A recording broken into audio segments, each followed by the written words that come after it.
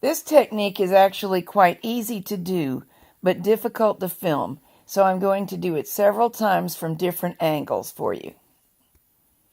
I want to show you a special way to bind off to preserve stretch.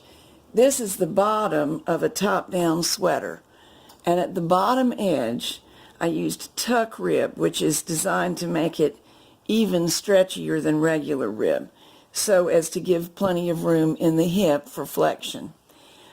But a regular around the gate pegs bind off, which looks great, might not have created quite the amount of room that we wanted. So we'll go around 2 gate pegs. I'm going to keep out of your way the best I can and still get the job done.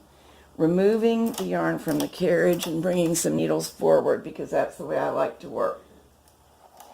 The first one is normal. I'm going around 1 gate peg and making a stitch, a chain stitch. From here on, instead of laying the yarn next to the next gate peg, I'm going to back it up. So there's 2 gate pegs. Now hook to hook, tool and knitting machine, forward, grab a loop, pull through. And our loop is around these 2 gate pegs.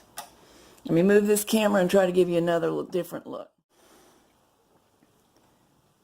Okay, this would be around 1 gate peg. Lift and lower it around a 2nd gate peg into the 2 hooks, or the 2 hooks mesh, make a stitch. I'm going to speed up a little bit.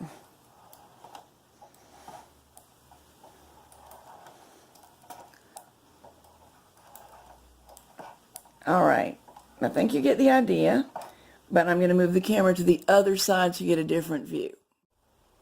Here we go again. The yarn will tend to fall around only 1 gate peg, so you lift it around the 2nd, hook to hook, pull through, make a stitch. Lift, stitch. And the point of this is that you still get a perfectly even spacing because the gate pegs are sizing your stitches for you. It's certainly possible to get something similar by a loose transfer bind off or casting off in waste yarn or scrapping off and working a chain stitch that you manually tension for looseness into the edge.